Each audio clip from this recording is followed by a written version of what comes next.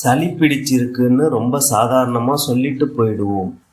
ஆனால் அந்த நேரத்தில் நம்ம உடல் நம்மளை பாதுகாக்கிறதுக்காக நோய்க்கிருமிகள் கிட்ட எவ்வளவு பெரிய போராட்டத்தை நடத்துதுன்னு தெரியுமா? நம்ம ஆரோக்கியத்திற்காக உடல் பண்ணுற ஒவ்வொரு தந்திரத்தையும் வியூகத்தையும் நினைத்து பார்த்தாலே ஆச்சரியமாக இருக்கும். அப்படி உடல் நமக்காக செய்கிற அந்த விந்தையான விஷயங்கள் என்னென்ன என்பதையும் அதை எப்படி சரியாக கையாள வேண்டும் என்ற நுணுக்கத்தையும் ஒவ்வொன்றையும் விளக்கமாக பார்க்கலாம் வாங்க. தும்மல் ஏன் வருகிறது? தும்மல் வந்தாலே சளி பிடிக்க போகுதுன்னு பயம் வருதா? நீங்கள் தான் அப்படி சொல்கிறீங்க. ஆனால் உடம்பு என்ன சொல்லுதுன்னு தெரியுமா? தும்மல் ஒரு பாதுகாப்பு கவசம் என்பது உங்களுக்கு தெரியுமா? விளக்கமாக தெரிஞ்சுக்கலாம் வாங்க.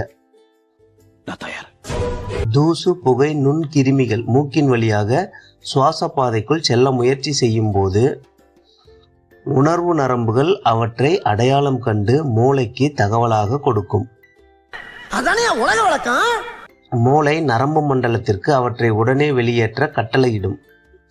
நரம்புகள் மார்பு, தொண்டை மற்றும் வயிற்று சதைகளை செயல்படுத்தி சக்தி வாய்ந்த காற்றழுத்தத்தை உள்ளுக்குள் உருவாக்கி உள்ளே நுழைய முயன்ற கிருமிகளை அத்துடன் கலந்து ஒரே மூச்சில் வெளியே தள்ளுகிறது.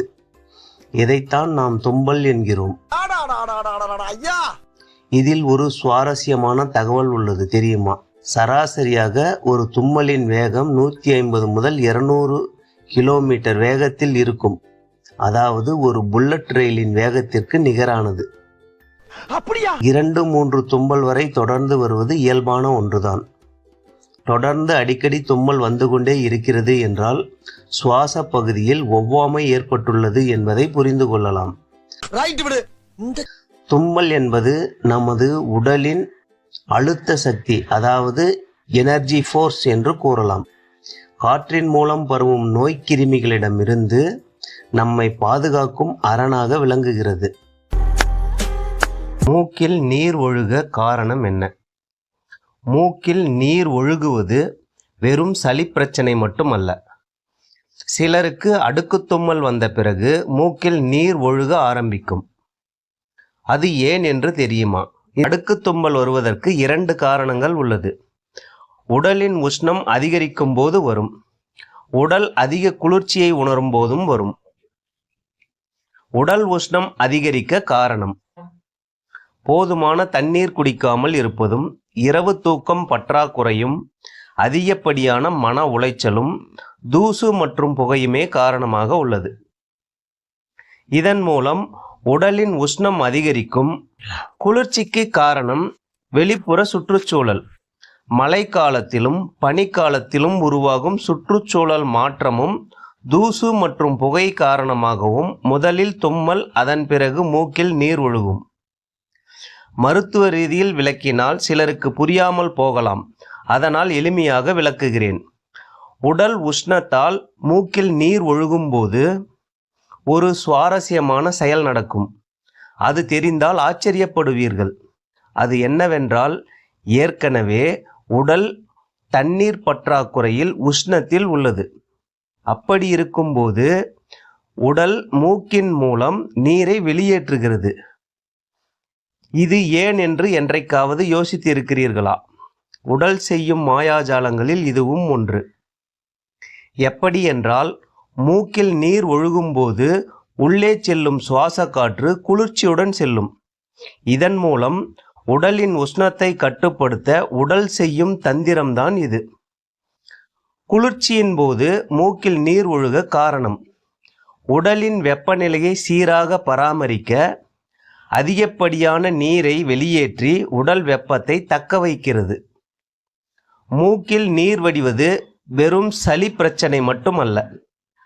நோய்க்கிருமிகளை வெளியேற்றுவதற்கும் உடல் வெப்பநிலையை சமநிலைப்படுத்துவதற்கும் உடல் தன்னைத்தானே பாதுகாத்து கொள்ளும் செயல்முறையும் தான் இது.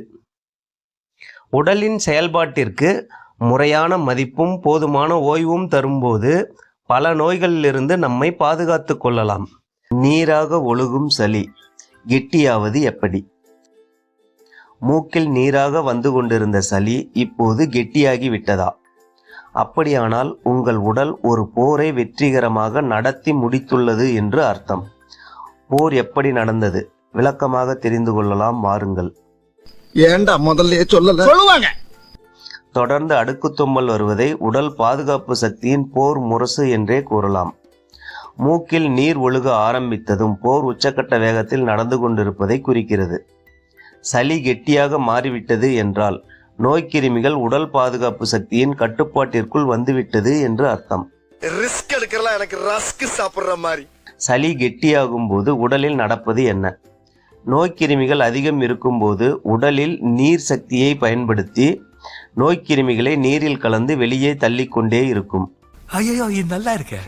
நோய்க்கிருமிகளின் எண்ணிக்கை குறைந்தவுடன் உடல் நீர் சக்தியை தனக்குள் மீண்டும் எடுத்துக்கொள்ளும். இதனால் தான் சளி கெட்டியாக மாறுகிறது. நோய்க்கிருமிகள் உடலுக்குள் ஊடுருவி செல்லாமல் இருக்க கெட்டியான சளிக்குள் பிடித்து வைத்திருக்கும். இவனை கேர்ஃபுல்லா தான் ஹேண்டில் பண்ணணும். நோய்க்கிருமிகள் இப்போது கெட்டியான சளிக்குள் இருப்பதால் அதை வெளியே தள்ளுவதற்கு உடல் இருமலை உருவாக்கும். அதன் மூலம் கெட்டியான சளியை உடலிலிருந்து வெளியேற்றும்.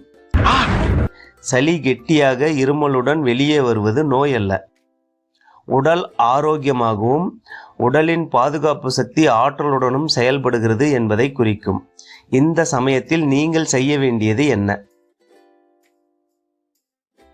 நன்றாக ஓய்வெடுங்கள், வெந்நீர் அருந்துங்கள், ஆவி பிடியுங்கள். இவை சளி இலகுவாக வெளியேற உடலுக்கு நீங்கள் செய்யும் பேருதவியாக இருக்கும். இப்பதான் சார் நிம்மதியா இருக்கு. அப்ப நாங்க உத்தரவு வாங்கிட்டுங்களா? சளி கெட்டியாவது உடலின் வெற்றி என்றாலும் மூச்சிடுவதில் சிரமம் வருகிறது. அது எதனால்? கெட்டியான சளியால் மூக்கடைப்பு ஏன் வருகிறது? என்ன செய்தாலும் சளி குறையலையா? காரணமும் தீர்வும். ஆவி பிடிக்கிறீங்க, வெந்நீர் குடிக்கிறீங்க, மாத்திரை கூட எடுத்துக்கிட்டீங்க, ஆனா சளி மட்டும் குறையவே மாட்டேங்குதா?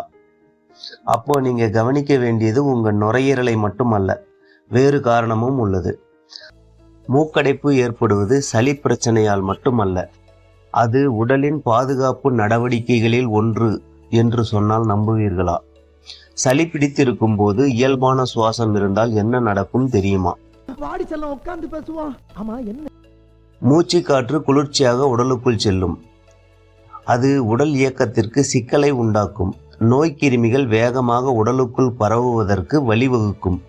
இதனால் தான் நோய்க்கிருமிகளை உள்ளே நுழையாமல் தடுக்க மூக்கின் உட்புறச் சுவரில் வீக்கத்தை உண்டாக்கும். அதன் மூலமாக நுரையீரலுக்கு செல்லக்கூடிய சுவாச காற்றை வடிகட்டி அனுப்புகிறது. அப்போது உடல் ஒரு தந்திரத்தை செய்யும். அது என்னவென்று தெரியுமா? என்னடா சொல்ற? சிறிய இடைவெளியில் புகுந்து செல்லும் சுவாச காற்று வெப்ப காற்றாக மாற்றி உடலுக்குள் அனுப்புகிறது. சூடான காற்று நுரையீரல் செயல்பாட்டிற்கு உதவிகரமாக இருக்கும். இது உடலின் ஒரு பாதுகாப்பு நடவடிக்கைகளில் ஒன்றாக இருக்கிறது. ஆரோக்கியமான நுரையீரல் ஒரு நாளைக்கு சுமார் 10,000 முதல் 12,000 லிட்டர் சுவாச காற்றை சுத்திகரிக்கிறது. சளி கெட்டியாகும் நேரங்களில் அதன் பணி பல மடங்கு அதிகரிக்கும். இதன் காரணமாகவே மூக்கடைப்பும் சுவாசிப்பதில் சிரமமும் ஏற்படுகிறது. தீர்வு: ஆவி பிடிப்பதும் அடிக்கடி வெந்நீர் குடிப்பதும் சளி இலகுவாக வெளியேற உதவிகரமாக இருக்கும். நீ என்ன சொல்ற?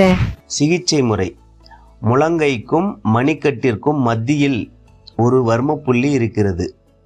அதை மிதமான அழுத்தம் தரும்போது சுவாச குழாய் விரிவடையும். அதன் காரணமாக சுவாசம் இலகுவாகும். அப்படியா?